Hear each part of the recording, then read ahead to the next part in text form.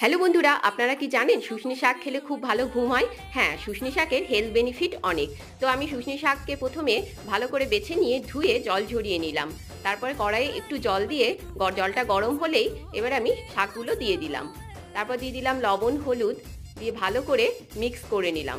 কিছুক্ষণ নাড়াচাড়া করলেই বেশ কিছুটা জল বেরোয়। তারপরে আমি ঢেকে রেখেছিলাম কিছুক্ষণের জন্য। বেশ অনেকটাই জল বেরিয়েছিল। তারপর আমি ড্রাই করে এবার শাকটাকে উঠিয়ে রাখলাম। তারপর কড়াই দিয়ে দিলাম তেল। তারপর শুকনো লঙ্কা, জিরে ফোড়ন দিয়ে 5-6টা রসুন আমি চপ করে দিয়ে দিলাম। তারপর একটা গোটা পেঁয়াজ দিয়ে দিলাম, দিয়ে ভালো করে ফ্রাই করে নিয়ে এবার আমি শাকটা দিয়ে দেবো। ব্যাস, শাকটা ফ্রাই করে নিলেই রেডি হয়ে গেল শুশনি শাক ভাজা। শুধু তাই নয়, শ্বাসকষ্টজনিত রোগও দূর করে এই শাক। তাই অবশ্যই ডায়েটে রাখবেন শুশনি শাক ভাজা। নতুন বন্ধু হলে আমার চ্যানেলকে সাবস্ক্রাইব করার অনুরোধ রইল। তাহলে বাই বাই, টাটা।